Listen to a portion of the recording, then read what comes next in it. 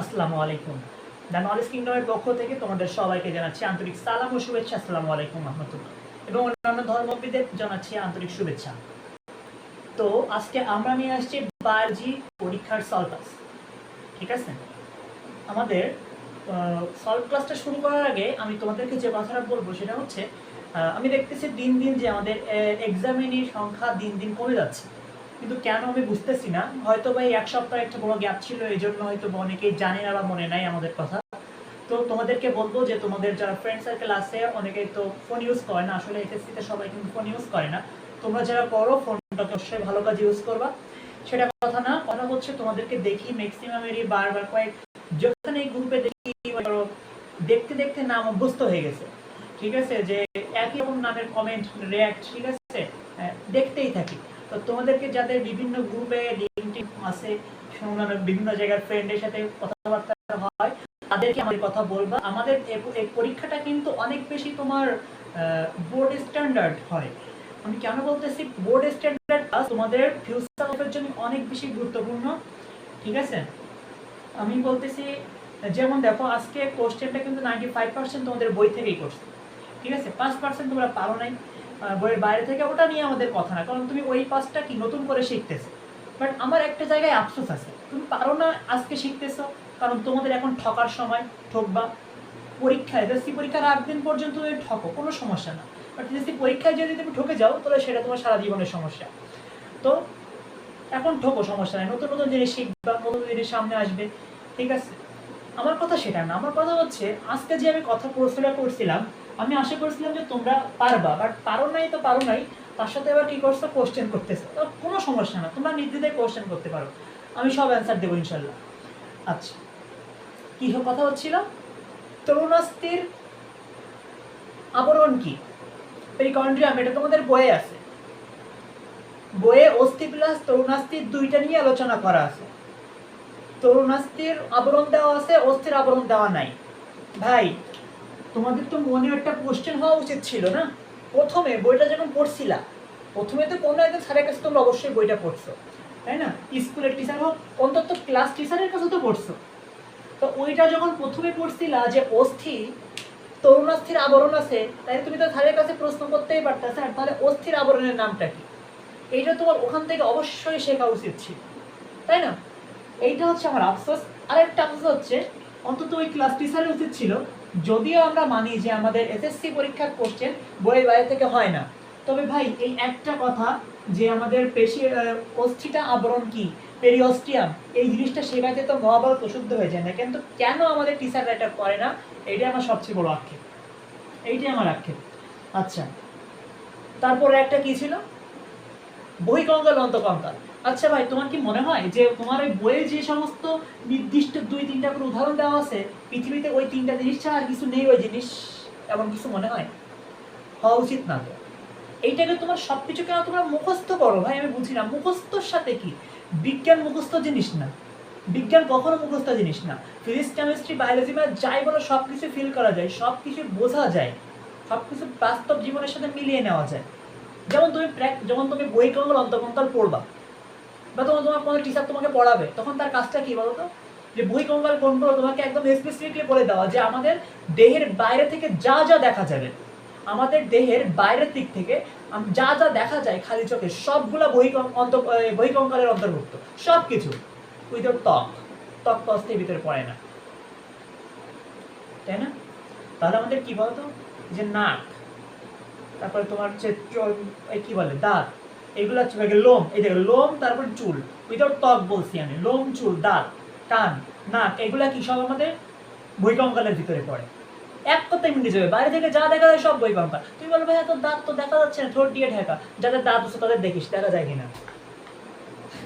ঠিক আছে, এটা দেখা যায় তো ভাই, দাঁত দেখা যায় না? দাঁত তো দেখা যায়, কথা বলতে গেলেই দেখা যায়। আর দাদা তো দাঁত উচ্চ, তাদের তো অটোমেটিক দেখা যায়, আমি তো খোটা দিচ্ছি না। সবকিছু এরকম মজা দিয়ে প্র্যাকটিক্যাল দিয়ে শিখতে হবে। বিজ্ঞান ভাই ইজি, একদম ইজি। আমি তো আশা করছিলাম 25টাই হবে তোমাদের, কিন্তু দুঃখ ভাবক্রান্ত মন নিয়ে বলতে হচ্ছে আমি কাউকে পাইনি 25টা পাওয়ার মতো। ওকে, তাহলে চলো আমরা কিছু চলে যাই, একটু বেশি তরবার ওকে ফেলছি, মানে একটু মেজাজ গরম হয়ে গেছে আর কি। হ্যাঁ, কিন্তু সেটা বিষয় না। চলো,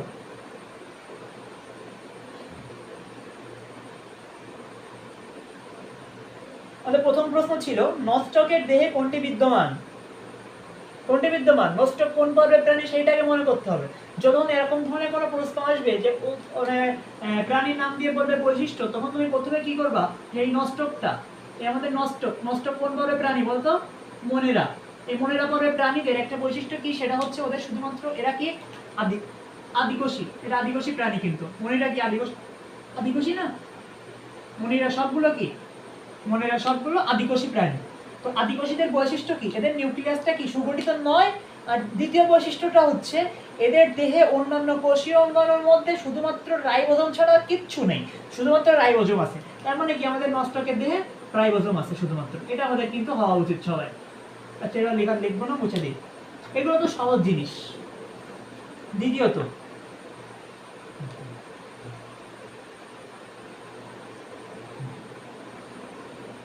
মাইসেলিয়াম দিয়ে দেহ তৈরি কোনটা?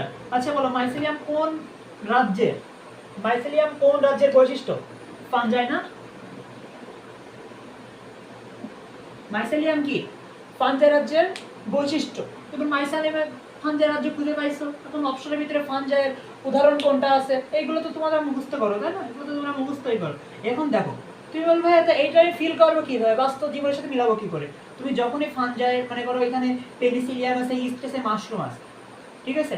এইবার তুমি এটা কি করবা বলো তো? একটা একটা নাম নিয়ে ইউটিউবে সার্চ দিবা, ওই গুগলে সার্চ দিবা যে ওইগুলোর ছবি, ওইগুলো কেমন দেখতে, বিভিন্ন কন্টেন্ট আছে ওইগুলোর উপরে, সুন্দর সুন্দর কন্টেন্ট, দেখতেও ভালো লাগে, এইগুলো দেখতে হবে।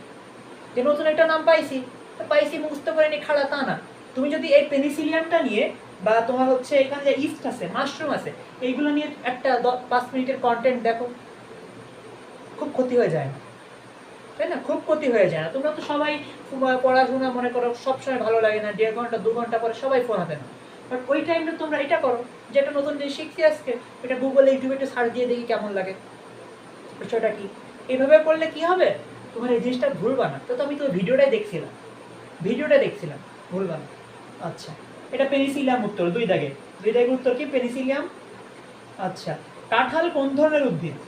কাঁঠাল, এটা তোমার বইয়ে ওই যে প্লান্টির যে একটা বৈশিষ্ট্য আছে না, প্লান্টি, ওইখানে দেখবে একটা ছবি আঁকানো আছে, প্লান্টি।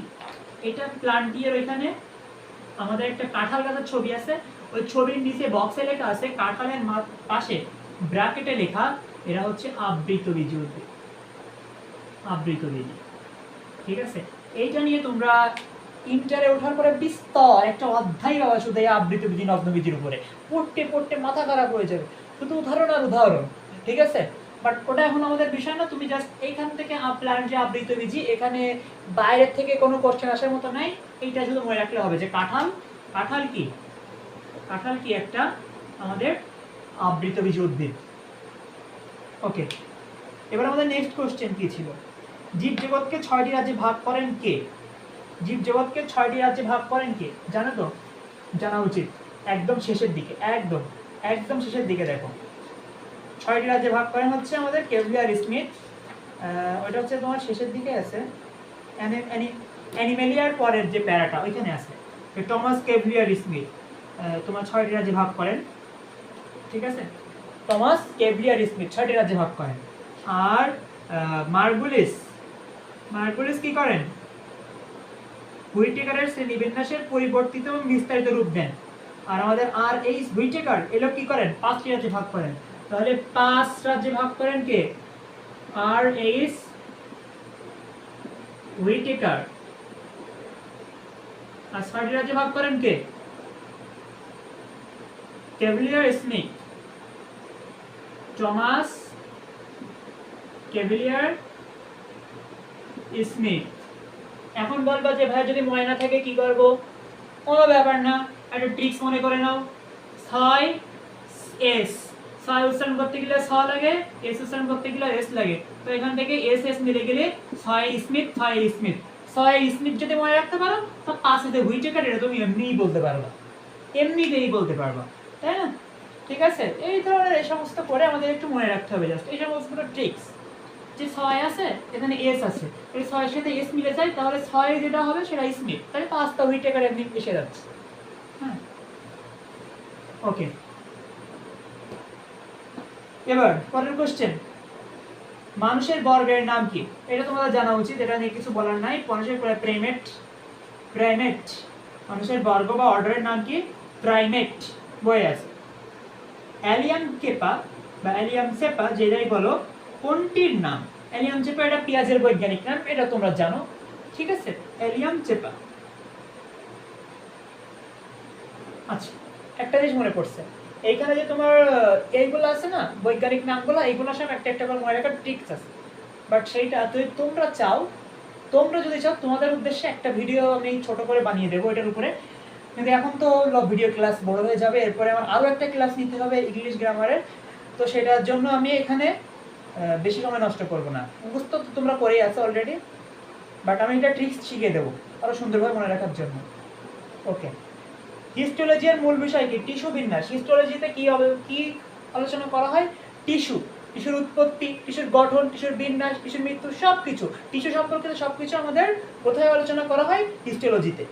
ওকে, 8 নম্বর কোশ্চেন, প্লাজমোডিয়াম কেমন জীব? প্লাজমোডিয়াম কেমন জীব? এটা কারো হয়েছিল? আল্লাহ জানে হয়েছিল কিনা, একটু বেশি কিন্তু হয়ে গেছে, কঠিন হয়ে গেছে কোশ্চেন। প্লাজমোডিয়াম, এটা একজন বলছিল যে ভাই এটা প্রবলেম, আচ্ছা আমি সমস্যা সলভ করে দিচ্ছি। মানে কি? DIUM, plasmodium. এই দেখো, আমরা এটা কি জানি? আচ্ছা দাঁড়াও,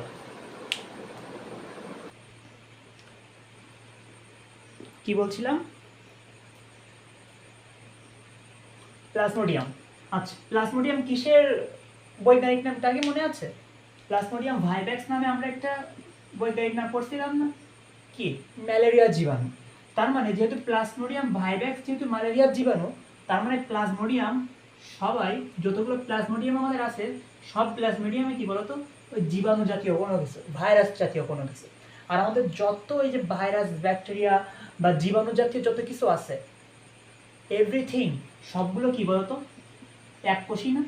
সবগুলো কি আমাদের এককোষী জীব। কিন্তু এখন তোমাদেরকে আমরা যেখানে ট্র্যাপে ফেলছি সেটা হচ্ছে ইউনিনিউক্লিয়ার, ইউনিসেলুলার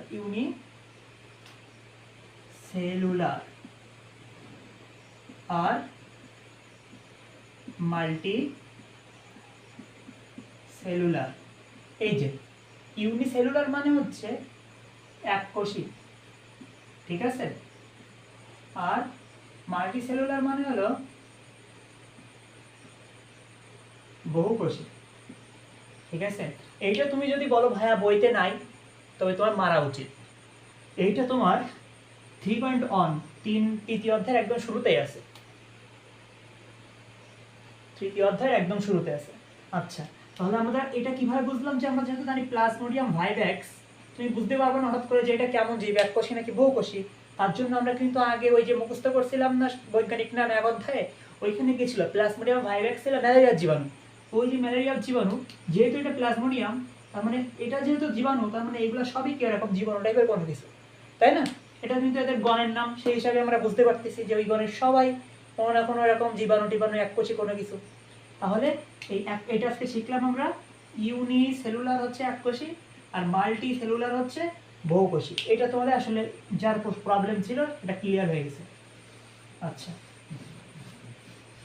পরের কোশ্চেন কি? প্রোফেজে কি ঘটে? প্রোফেজে কি কি ঘটে সেটা আগে ভাবো। প্রোফেজ হচ্ছে আমাদের প্রথম ধাপ। এই সময় আমাদের পানি বিয়োজন ঘটে, ক্রোমোজোমের পানি বিয়োজন ঘটে। ঘটার ফলে কি হয়? এরা আস্তে আস্তে সংকুচিত হয়, ছোট হয়, তাই না? ছোট হয়ে যায়। যখন পানি বিয়োজন ঘটে, পানি বিয়োজন ঘটার ফলে কি হয় বলতো? আস্তে আস্তে সুতার মতো সৃষ্টি হয়ে যায় না? আস্তে আস্তে কি হয়ে যায়? সুতার মতো অংশ সৃষ্টি হয়ে যায়। ক্রোমোজোমগুলো আস্তে আস্তে কি হয়? বিভক্ত হয়ে যায়। ক্রোমোজোম লম্বালম্বিভাবে দুভাবে বিভক্ত হয়ে যায়, হয়ে ক্রোমোটিড উৎপন্ন করে। ক্রোমোজোমটা যে আমাদের কুণ্ডলিত ক্রোমোজোম ছিল, ওইটা আস্তে আস্তে পানি বিয়োজিত হয়ে কি হয়ে যায়? আস্তে আস্তে ডিভাইডেড হয়ে যায় ক্রোমোটিড উৎপন্ন করে। কিন্তু ওই সময় ক্রোমোজোম থেকে ক্রোমোটিড উৎপন্ন হয় ঠিকই, এই ক্রোমোজোমটা তোমার মাঝখান থেকে বিভক্ত হয় ঠিকই, বাট মনে করে এই যে ক্রোমোজোম, ঠিক আছে, ক্রোমোজোমগুলো মাঝখান থেকে ডিভাইডেড হয়ে যায়, ঠিক আছে, তবে এই সেন্ট্রোমিয়ারটা ডিভাইডেড হয় না, সেন্ট্রোমিয়ার বাদে ডিভাইডেড হয়, ঠিক আছে। তাহলে একটা জিনিস মনে রাখবা, প্রোফেজে সব কিছু ডিভাইডেড হলেও সেন্ট্রোমিয়ার হয় না, প্রোফেজে সেন্ট্রোমিয়ার ডিভাইডেড হয় না, এটা তোমরা জানো। ওকে,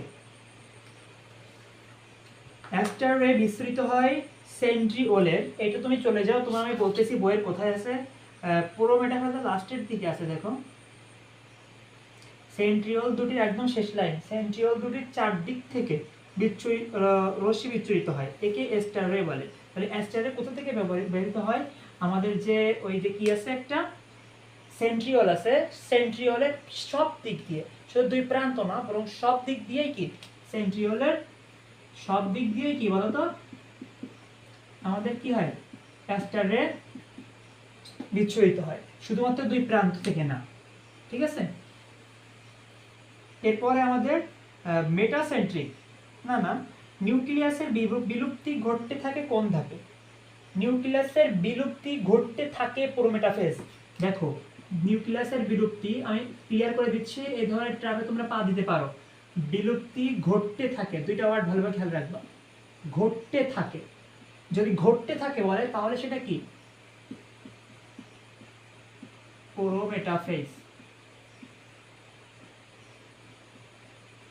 প্রোমেটাফেজ। আর যদি বলে বিলুপ্তি সম্পূর্ণ, সম্পূর্ণ বিলুপ্তি ঘটে কোথায়, মেটাফেজ। দুইটা আর মাথায় রাখতে হবে, ঠিক আছে, সম্পূর্ণ বিলুপ্তি আর বিলুপ্তি ঘটতে থাকে, এই দুইটা জিনিস যেন ভুলাই না যায়। ওকে, যা বলতেছি মাথায় রেখো, আশা করি অনেক উপকার হবে। ওকে, তারপরে কি বলতেছে, মেটাসেন্ট্রিক ক্রোমোজোমের আকৃতি কেমন, মেটাসেন্ট্রিক আমাদের এখানে চারটা আকৃতি হয় না অ্যানাফেজের ধাপে, যখন সেন্ট্রোমিয়ার থেকে বিভক্ত হয়ে আমাদের বিষুবীয় অঞ্চল থেকে যে মেরু অঞ্চলে ক্রোমোজোমগুলো চলে যেতে থাকে, ওই ক্ষেত্রে তার আমার চারটা কি হয়, চারটা স্টাইলে যায়, মানে চারটা ইংরেজি এর মতো অক্ষরের মতো করে। যখন মনে করো এই মনে করো এরকম একটা এ ছিল, মাঝখানে সেন্ট্রোমিয়ার ছিল, বিষুবীয় অঞ্চলে এরকম থাকে না, এরকম থাকা অবস্থায় তোমার যখন অ্যানাফেজে যায় তখন তারা কি করে, এরকম সেন্ট্রোমিয়ার ভাগ করে নিয়ে এরা ওইদিকে চলে যায় আর এইদিকে চলে আসে, এরকম হয়, তাই তো। এইখানে যাওয়ার সময় মোট চারটা লেটারের মতো দেখতে হয়, ভি,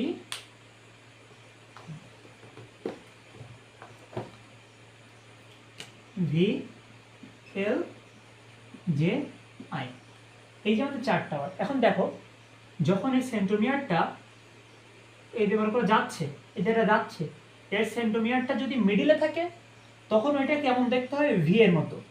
যদি মাঝখান থেকে মাঝ বরাবর থেকে নিচের দিকে সরে যায়, মনে করো এটা শুরু এটা শেষ, তাহলে এটা মাথা এটা লেজ, ঠিক আছে, আসে মনে করো সেন্ট্রোমিয়ার মাঝখানে, এখন এইটা যখন শেষ প্রান্তের দিকে চলে যায়, শেষ প্রান্তের দিকে যখন চলে যায় তখন দেখতে এরকম হয়ে যায়, শেষ প্রান্তের দিকে যখন সরে যায় সেন্ট্রোমিয়ারটা তখন কেমন দেখতে হয়ে যায়, এল এর মতো দেখতে হয়ে যায়। আবার এটা যখন উপরের দিকে সরে যায়, মনে করে এই প্রথম প্রান্তের দিকে যখন সরে যাচ্ছে তখন দেখতে এরকম হয়ে যায়, ঠিক আছে, এরকম, সেটা কেমন দেখতে হয়, জি এর মতো। আর যখন সেন্ট্রোমিয়ারটা বা সেন্ট্রোজোমটা একদম ক্রোমোজোমের শুরুর প্রান্তে অথবা শেষের প্রান্তে থাকে, যখন ক্রোমোজোমের একদম শুরুর প্রান্তে বা শেষের প্রান্তে সেন্ট্রোমিয়ারটা থাকে, সেই সময় সেটা দেখতে আয়ের মতো হয়ে যায়, ঠিক আছে। আশা করি তোমরা বুঝতে পারছো। এদের নামটা কি বলছিলাম, মেটাসেন্ট্রিক, মেটাসেন্ট্রিক। আমরা কি জানি বলো তো, আমরা কি জানি, মিডিল শব্দের অর্থ কি, মেটা না, মেটা মানে কি মাঝখান, আমাদের মেটাফেজ মানে মাঝখানের দশা, তাই না, তাহলে মেটা শব্দের অর্থ কি, মাঝখান, তাহলে যখন মাঝখানে থাকে তখন সেটা কি, মেটাসেন্ট্রিক, এবং দেখতে হয় কেমন, ভি এর মতো, ঠিক আছে। তাহলে মাঝখান থেকে একটু নিচে, তার মানে কি সাব মেটাসেন্ট্রিক। আমাদের যে মনে করে বিভিন্ন সাব থাকে না, সাব ইন্সপেক্টর থেকে একটু নিচে, তাই নাকি, ইন্সপেক্টর থেকে উপরে হয় না, ইন্সপেক্টর থেকে কি হয়, নিচে হয়। তাহলে সাবমেটা মানে কি, ইন্সপেক্টর থেকে নিচে, অর্থাৎ মেটা থেকে হালকা নিচে, সেটা হলো কি সাব মেটাসেন্ট্রিক। বুঝতে পারছো কিভাবে মনে রাখতে হচ্ছে, কিভাবে মনে রাখবো বোঝা গেছে তো? একদম ক্লিয়ার, কিন্তু একদম ক্লিয়ার কাট হিসাব, সবকিছু এইভাবে মনে রাখতে হবে। হ্যাঁ, এবার যে কি হচ্ছে, যে নাম কি, অ্যাক্রোসেন্ট্রিক, তাই না? অ্যাক্রোসেন্ট্রিক, অ্যাক্রোসেন্ট্রিক এর মানে হচ্ছে অ্যাক্রস মানে কি, ক্রস হয়ে যাওয়া। তাহলে এটা কি করতেছে বলতো, মিডিলকে ক্রস করে উপরে চলে যাচ্ছে, মিডিলকে ক্রস করে উপরে চলে যাচ্ছে, তাই এটা কি হয়ে গেছে, অ্যাক্রস হয়ে গেছে বা অতিক্রম করে গেছে মিডিলকে, তাই না? তাই এটা কি হচ্ছে, অ্যাক্রোসেন্ট্রিক। ঠিক আছে, আর এটা তোমাদের টেলোসেন্ট্রিক।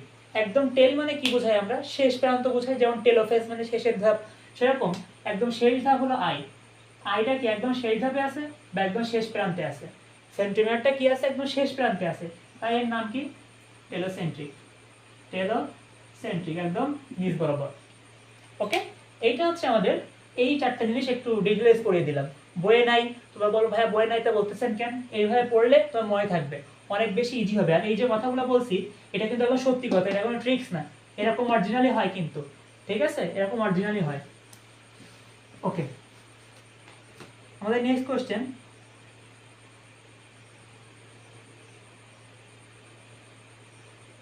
আচ্ছা, ক্রোমোজোমের দৈর্ঘ্য বৃদ্ধি পেতে থাকে কোন ধাপে? ক্রোমোজোমের দৈর্ঘ্য বৃদ্ধি পেতে থাকে অ্যানাফেজ ধাপে, অ্যানাফেজ ধাপে। ঠিক আছে, এটা কিন্তু আর অত বিস্তারিত বললাম না, তোমরা জানো। কোষ প্লেট গঠন করে কোনটি? Endoplasmic reticulum. আমাদের কোষ প্লেট তৈরি করে কোনটি? Endoplasmic reticulum. এটা তোমার বইয়ে আছে, টেলোফেজ ধাপের একদম শেষের দিকে একটু পড়ে নিও, এন্ডোপ্লাজমিক রেটিকুলাম। জরায়ুমুখের টিউমার সৃষ্টি করে কোনটি? এটাও তোমার বইয়ে আছে, এটাও তোমার বইয়ে আছে, এটাও তোমার হচ্ছে তৃতীয় অধ্যায়ের ভিতরে আছে, প্যাপিলোমা ভাইরাস। প্যাপিলোমা ভাইরাস তোমার পুরো বইয়ের ভিতরে একটাই ভাইরাস আছে এখানে, মানে 3 অধ্যায়ের ভিতরে একটাই ভাইরাস, রোগের নাম সহ, সেটা জানতে হবে অবশ্যই। জরায়ুমুখের টিউমার সৃষ্টি করে প্যাপিলোমা ভাইরাস। ফার্ন জাতীয় উদ্ভিদের জাইগোটে ঘটে কোন প্রক্রিয়া? ফার্ন জাতীয় উদ্ভিদের জাইগোটে ঘটে কোন প্রক্রিয়া? মিওসিস। ঠিক আছে, কি ঘটে? মিওসিস। এগুলো বইয়ে আছে কিন্তু। নিচের কোনটি রাসমূলক বিভাজন?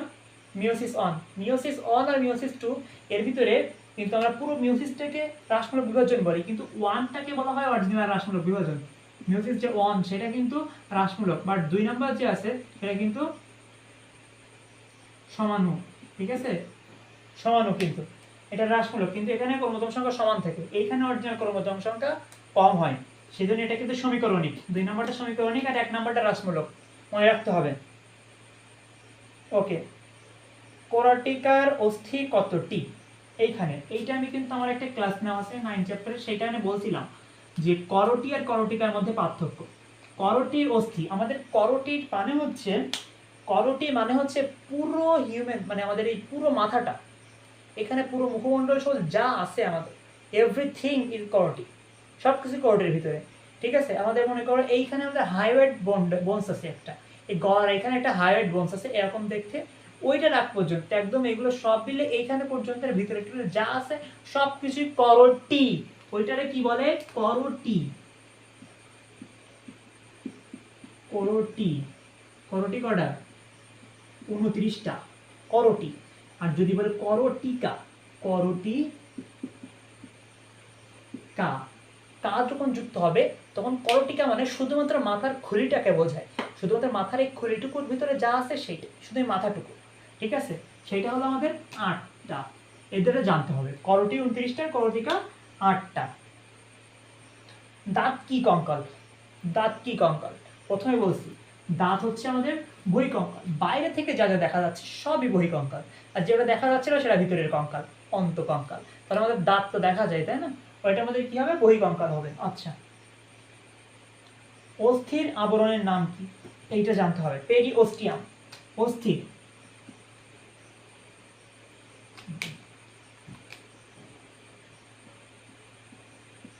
অস্থির আবরণ,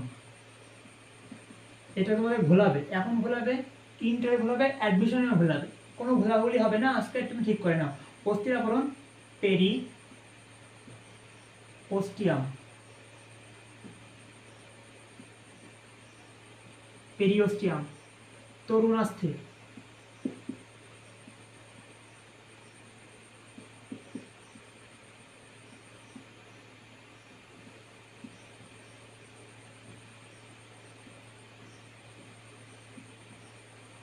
পেরিকন্ড্রিয়াম, হ্যাঁ, আর পেরিকার্ডিয়াম আছে হার্টের,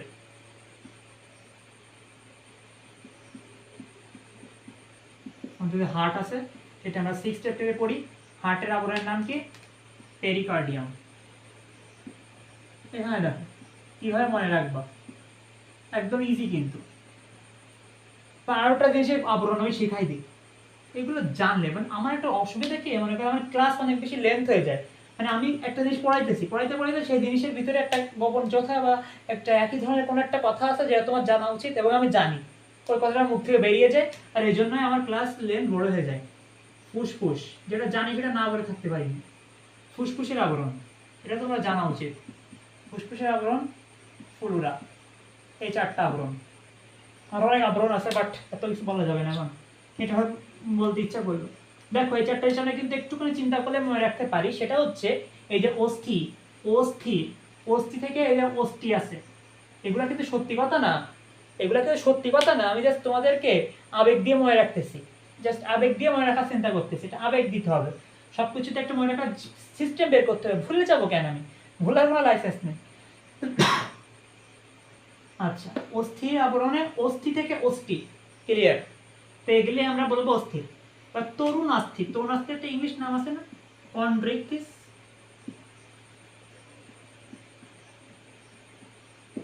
কন্ড্রিকটিস, যেটা তরুণ আস্থির ইংলিশ নাম।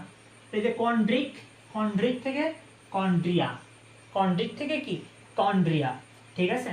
আর হার্ট মানে তো কার্ডিওলজি, দেখবো আমরা হার্টের যে ডাক্তারের কাছে যাই, তাদের কি বলে কার্ডিও সার্জেন্ট, কার্ডিও স্পেশালিস্ট, তারপরে হার্ট নিয়ে যারা পড়াশোনা তাদের কার্ডিওলজিস্ট, এই ধরনের কথা বলি আমরা। ওই যে কার্ডিও, হার্ট মানে কি কার্ডিও, এই কার্ডিয়াম থেকে, কার্ডিও থেকে কার্ডিয়াম আসছে, ওকে? আর ফুসফুস, ফু থেকে ফু, ফুলুরা, একদম ওপেন টু ক্লিয়ার। এইটা আমাদের 4টা অস্থির আবরণের নাম, আমরা এখান থেকে মুছতে করে নেব 4টা আবরণের নাম। আচ্ছা দেখো, এরপরে সাইনোভিয়াল অস্থিসন্ধি একটি পূর্ণ সচল অস্থিসন্ধি। আমাদের সাইনোভিয়াল অস্থিসন্ধি কোনগুলো? এই যে আমাদের হাতের কবজি টবজি, ঠিক আছে, উরুর মানে হাঁটু টাটু, এগুলো কি আমাদের পূর্ণ সচল না? এই পূর্ণ সচল মানে কি আমাদের অস্থিসন্ধিগুলো কি, তাহলে সাইনোভিয়ালগুলো সব পূর্ণ সচল, ঠিক আছে? অস্থির স্থিতিস্থাপকতা সর্বনিম্ন, কোনটির স্থিতিস্থাপকতা সর্বনিম্ন? আমাদের বইয়ে একটা কথা আছে, আমাদের বইয়ে একটা কথা আছে যে তোমার টেন্ডনের কি, এটা টেন্ডনের কথা লেখা আছে না, টেন্ডনের স্থিতিস্থাপকতা কম, কোনটি থেকে বলো তো? টেন্ডনের স্থিতিস্থাপকতা যে কম, আমি বইটা পৃষ্ঠার উপর বের করে নেই। আচ্ছা, এটা কিন্তু লিগামেন্টের থেকে, লিগামেন্টের থেকে, এটা আজকে এখান থেকে এটা ঠিক করে নাও, লিগামেন্ট, লিগামেন্টের থেকে কম কোনটি স্থিতিস্থাপকতা? টেন্ডন। আমাদের বইয়ে যে লাইনটা লেখা আছে ওইটা হচ্ছে, আমি জানতাম, আমি যখন কোশ্চেনটা করছি এই ভুলটা তোমরা যাতে করো সেই জন্যই করছি, এই জন্য আমি করছি। লিগামেন্ট আর টেন্ডনের ভিতরে টেন্ডনেরটা কম স্থিতিস্থাপকতা। তবে তবে একটা জিনিস বলো তো, আমরা স্থিতিস্থাপকতা জিনিসটা আগে একটু বুঝি তো। এইটা তো যদি বোঝো, আমার কাছে প্রশ্নটা আসা উচিত ছিল না, আসছো, আমি অনেক বেশি খুশি হয়েছি যাতে বোঝানোর সুযোগটা পাচ্ছে। হ্যাঁ, অন্তত এটা বলতে পারবো যে এই জিনিসটা তোমরা সর্বপ্রথম আমার কাছেই শিখছো, এই দিকটা নিজেকে ভালো লাগবে, ওকে? স্থিতিস্থাপকতা মানে হচ্ছে কোনো একটা জিনিসকে যদি আমি ভাঙায় মানে আকৃতির বিকৃতি করি, কোনো একটা আকৃতিতে আসে সে, যদি আমি তাকে বিকৃতি করি এবং আমি যখনই আমার যে বলটা দিয়ে ওকে বিকৃতি করেছিলাম সেই বলটা সরিয়ে নেই, তখন ওই জিনিসটা যদি তার ঠিক পূর্বের অবস্থায় ফিরে যায় তাহলে সেটাকে আমরা বলবো স্থিতিস্থাপক। সেই জিনিসটা কি তখন স্থিতিস্থাপক, ঠিক আছে? এখন আমাদের এই যে টেন্ডন, আমরা তো দেখতে পাই না, এটা হাতে তো দেখতে পাচ্ছি না, ওকে?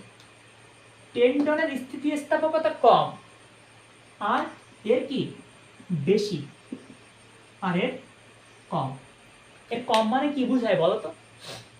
এইটা মনে করো টেন্ডন, সেই টেন্ডনকে যদি আমি মোড়া দিই, বিকৃতি করি, বিকৃতি করলে সে ফিরে যাবে খুব কম, মনে করো অল্প একটু। আমাদের এই যে কলম দেখছো, কলম যখন আমরা বেঁকাই, আমার হাতে তো আশেপাশে কলম নাই, এই যে একটা কলম পাইছি, এই তো কলম মনে করো যদি বেঁকায় এরকম, হ্যাঁ কলমটা মনে করো আমি বেঁকালাম, এই যে আমি বেঁকালাম, বেঁকানোর সাথে সাথে কিন্তু সে হালকা একেবারে, আমি যতটুকু এরকম প্রথমে ব্যাক দিছি, এই যে এতটুকু বেঁকাইছি, কিন্তু এতটা বেঁকাইছি, বাট আমি যখন একে ছেড়ে দিলাম তখন কিন্তু সে সোজা হয়েছে, বাট খুব বেশি সোজা হয়নি, একটু হলো বেঁকা আছে, তাই না? এই যে টেন্ডন সেটাও এরকম, যে আমি যখন তাকে মোড়া দিব, যখন তাকে বিকৃত করব, তখন সে পূর্বের অবস্থা, এবং তারপরে যখন আমি তার বলটাকে সরিয়ে নেব, এই যে আমি দিলাম প্রথমে মোড়া দিলাম, বিকৃত করলাম, তারপর যখন আমি বলটা ছেড়ে দিলাম, তখন ওই টেন্ডন খুব অল্প পরিমাণে সোজা হবে, খুব অল্প পরিমাণে সোজা হবে, ঠিক আছে? আর লিগামেন্ট কি হবে, এটা এইভাবে মনে রাখবো, অল্প সোজা হবে, মোড়া দেওয়ার পরে অল্প সোজা হবে, ঠিক আছে? আর লিগামেন্ট কি,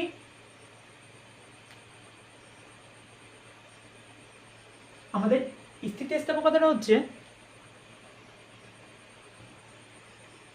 একটা জিনিস যতটুকু বেঁকালাম, একটা জিনিসকে আমি বেঁকালাম, বেঁকানোর পরে সে জিনিসটা যত বেশি পরিমাণ তার আগের জায়গায় ফিরে যাবে, তার স্থিতিস্থাপকতা তত বেশি, এক কথায় মিটে গেল। আমি একটা জিনিসকে মনে করো বেঁকালাম, এই বেঁকালাম, বেঁকানোর পরে সে তার আগের জায়গায় যে পরিমাণে ফিরে যাবে, বল ছেড়ে দেওয়ার পরে তার স্থিতিস্থাপকতা তত বেশি, তাহলে এটা কেমন হবে, অল্প সোজা হবে, তাই না? অল্প সোজা হবে, মানে আগের জায়গায় অল্প ফিরে যাবে। লিগামেন্ট কি হবে, তার থেকে আরো একটু বেশি, এর থেকে কি, এর আরো একটু বেশি কি বলতো, আগের জায়গার দিকে ফিরে যাবে। বাট আমাদের যে তরুণ অস্থি আছে, এই তরুণ অস্থি এর স্থিতিস্থাপকতা সব থেকে বেশি, স্থিতিস্থাপকতা কি সব থেকে বেশি আমাদের যে চারটা অপশন ছিল তার ভিতরে। কারণ এটা দেখো, তোমার তোমার তরুণ অস্থিটা কোথায় আছে জানো, এটাকে তুমি বেকালেই সে আবার জায়গায় ফিরে আসবে। তোমার এই কান, এই কানটা আমি এখানে দেখাচ্ছি, এই কান হচ্ছে তোমার তরুণাস্থি, সবার সামনে কান ধরতেছি কিন্তু বোঝানোর জন্য, শুধু বুঝছো, না বুঝলে কিন্তু সব বৃথা, কান ধরাটা সব বৃথা, ঠিক আছে? কান ধরতেছি আমি, এই যে কান, তুমি এটাকে মোড়াও তো, তোমার তোমার কান মোড়াও, একদম মোড়ায় দুসরা, এবং তোমার ব্যথা লাগুক তাও তুমি জোরে চেপে ধরো, দেখো তো সে আগের জায়গায় ফেরে কিনা, ফিরতে বাধ্য, অবশ্যই ফিরবে, কারণ এটা কি আছে, তরুণাস্থি আছে। আমাদের প্র্যাকটিক্যালে দেখানোর জন্য এই তরুণাস্থি ছাড়া আর কোনো তরুণাস্থি আমাদের বাইরে দেখা যায় না। আর নাকের এই যে আগায় যে মাংসটুকু আছে না, এইটুকু হচ্ছে তোমার তরুণাস্থি, তুমি এটা মোড়াও, যত ইচ্ছা মোড়াও, ও ঠিক আগের জায়গায় ফিরে আসবে, অল্প একটু না, ফুলফিল আগের জায়গায় ফিরে আসবে। তাই ওর কি, এই তরুণাস্থি নাকি সর্বোচ্চ স্থিতিস্থাপক, সর্বোচ্চ, এটা কি সর্বোচ্চ, সর্বোচ্চ স্থিতিস্থাপক। আর আমাদের যে সর্বনিম্নর কথা, সেটা হলো অস্থি। তোমারে আমি কি বলতেছি বলো তো ভাইয়া বা আপু, তোমাকে আমি বলতেছি তুমি যখন বেঁকাচ্ছ, বেঁকানোর পরে সেটা কতটুকু তোমার জায়গায় ফিরে যাচ্ছে, একটা পরীক্ষা করো। যারা আমারে বলতেছিল ভাইয়া সব থেকে কম পরিমাণে সর্বনিম্ন ও স্থিতিস্থাপকতা হচ্ছে টেন্ডনের, সে একটু আমার ভিডিও কলে, মানে ভিডিও কলে দেখানোর দরকার নেই, একটু ভিডিও করে দেখাবা, হ্যাঁ, হাতটারে মোড়া দিবা, গার বলে মোড়া দিবা, একদম ভেঙে ফেলবা, হাড় একদম ভেঙে ফেলো, ঠিক আছে? আমি অবশ্যই বলি, আমি অফলাইনে যখন ক্লাস নেই একটা কথা আগে বলি, যে যে প্রশ্ন করে তার উপরে আমি তাকে উদাহরণ দিই বারবার, কারণ আমার সেটাকে ভালো লাগে, কারণ যারা প্রশ্ন না করে তাদের আমার পছন্দ হয় না। প্রশ্ন করতেছি মানে কি তার জানার ইচ্ছা আছে, এবং যার নাম যত বেশি নিচ্ছি মনে করো তাকে আমি তত বেশি পছন্দ করি, তার জন্য নিচ্ছি, ঠিক আছে? প্রশ্ন যারা করে তাদেরকে আমি পছন্দ করি। তাই আমি তোমাকেই বলতেছি, হাত থেকে মোড়া দিবা, সবাই মোড়া দিবা, হ্যাঁ, যাদের মনে হয় যে টেন্ডন সব থেকে কম স্থিতিস্থাপক। ফুল আমাদের অস্থি মানে কোনটা তো বোঝে, হাড়টি যেগুলো, হাড়টাকে জোরে মোড়া দাও, দিয়ে ভেঙে ফেলো, ভেঙে ফেলার পরে দেখবো তো সে আবার জায়গায় ফিরে আসে কিনা, ফিরে আসে কিনা একটু চেক করে দেখো, হ্যাঁ, যদি ফিরে আসে তাহলে আমি মেনে নেবো, আমি এর সর্বোচ্চ স্থিতিস্থাপক ঘোষণা করে দেবো, ঠিক আছে? তাহলে এটা কি সর্বনিম্ন, একদম মনে রাখতে হবে। এই যে আবেগটা দিলাম, এই যে কথাগুলো বললাম, আর কখনো এই চারটার ভিতরে ঘোলানো উচিত, শুধু এই চারটা না, পৃথিবীতে যত জায়গায় স্থিতিস্থাপকতা নিয়ে কোশ্চেন আসবে একটাও যেন ভুল না হয়, ঠিক আছে? এক কথায় স্থিতিস্থাপকতাটা আরেকবার বলে, এটা যদি ফিজিক্সের টার্ম, একটা বস্তুকে আমি দেখালাম, যে বল দিয়ে দেখাবো দেখাবো বা যে বল দিয়ে বিকৃত করব, সেই বস্তুটাকে যদি আমি সেই বলটা ফিরিয়ে নিই বা ছেড়ে দিই, মনে করেন আমি এটা বেঁকালাম, বেঁকালার পরে ছেড়ে দিলাম, মানে কি বলটা ফিরিয়ে নিলাম, তারপরে এই বস্তুটা যত পরিমাণে কি হবে নিজের জায়গার দিকে ফিরে আসবে, তার স্থিতিস্থাপকতা তত বেশি। আর ওই যে তার ফিরে আসতেছে, এবার ফিরে আসার যে প্রবণতা, এইটা হলো তার স্থিতিস্থাপকতা। যদি কখনো তোমাদেরকে ফিজিক্স পড়ানোর সৌভাগ্য আমার হয়, সুযোগ আসে, এইসব কথাগুলো আরও ডিটেলসে বুঝিয়ে দেবো, ঠিক আছে? আচ্ছা, এখানে এটা শেষ করো, আর অত কিছু বলার সময় নেই, একটা এমসিকিউ এত সময় নিলে হয়? ফোন কই? আচ্ছা, চাপ টানের বিরুদ্ধে যান্ত্রিক প্রতিরোধ করে কোনটি? চাপ টানের বিরুদ্ধে, চাপ টান জিনিসটা কি বুঝিস তোরা? চাপ টান, চাপ টানের বিরুদ্ধে যান্ত্রিক প্রতিরোধ গড়ে তোলা, এটা কে করে? পেশি অস্থির সাথে আবদ্ধ হয়ে, পেশি আমাদের যে মাসেলস, মাংস, পেশি যা বলো, ওইটা হাড্ডির সাথে মিশে, অস্থির সাথে মিশে, বোনসের সাথে মিশে কি করে? আমাদের চাপ টান বিরুদ্ধে কাজ করে। যে চাপ টানটা বলতে সৃষ্টি তৈরি হয়, তার বিরুদ্ধে কাজ করে বলে আমরা কি যে কোনো দেশ উঠাতে পারি, নামাতে পারি, তাই না? এখন এই কাজটা কি তোমার মাংস করতেছে, পেশি করতেছে, নাকি অস্থি করতেছে বলো তো? ও কি বলা হচ্ছে, পেশি অস্থির সাথে মিশে তাই করতেছে। তার মানে কি বলতো, পেশি যদি অস্থির সাথে না মেশে, পেশি যদি অস্থির সাথে না মেশে, তাহলে কিন্তু ওই কাজটা হবে না। পেশি একা একাও করতে পারতেছে না, অস্থি একা একাও করতে পারতেছে না, কার লাগতেছে? মাধ্যম লাগতেছে, কিন্তু একটা পেশিটারে অস্থির সাথে লাগা লাগতেছে, তারপরে হইতেছে। এইবার বলো, পেশিটারে অস্থির সাথে লাগায় কে? লাগায় কে? পেশিরে অস্থির সাথে লাগায় কে? টেন্ডন না? কে লাগায়? টেন্ডন। তাহলে এখানে কি হবে?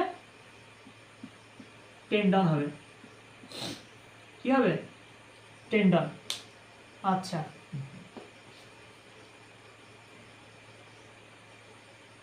ওকে।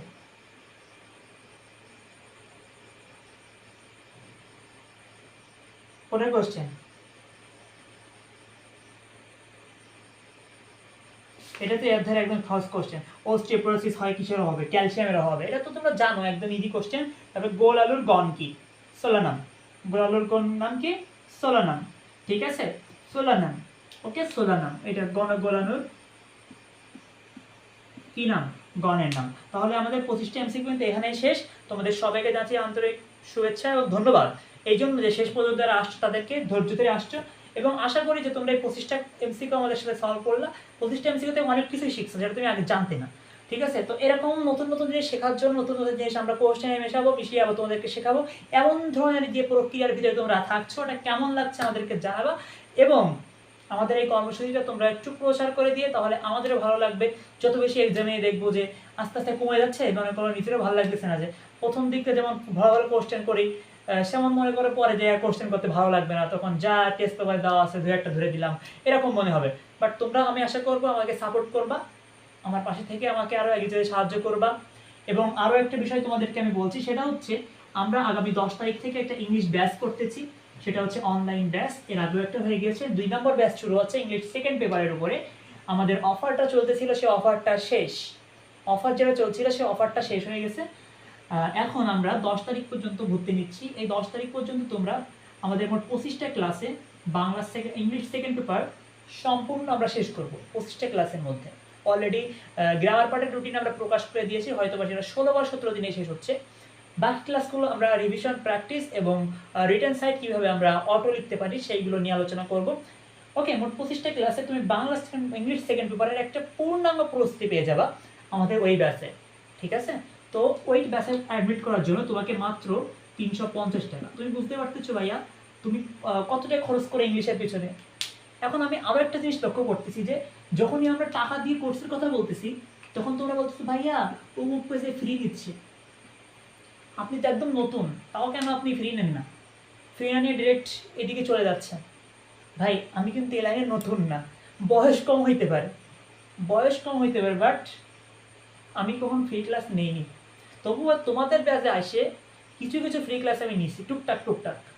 ঠিক আছে, কারণ আমার কাছে তারাই আসে যারা প্রকৃতভাবে মেধাবী এবং তারা ভালো কিছু খুঁজে পায়। ঠিক আছে, ভালো কিছু খুঁজে পায়। ওকে, আর আমার বিজ্ঞাপন আমি কখনো করি নাই।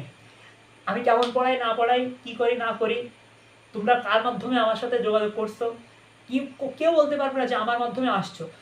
কিছু কিছু প্রথম দিকে একটু আমি একটু নাম ছিলাম, বাট আমার যারা স্টুডেন্ট ছিল এই ইংলিশ ব্যাচ প্রথম যাদেরকে পড়াইছি 24 ব্যাচে যারা ছিল, তারাই পরবর্তীতে বিভিন্ন গ্রুপে বিভিন্ন জায়গায় পোস্ট করে তোমাদেরকে মেসেজ দেয়, মেসেজ দিয়ে তারাই তোমাদেরকে আমার কাছে পাঠায়, তাই তোমরা আমাকে আমার পর্যন্ত আসতে পারছো।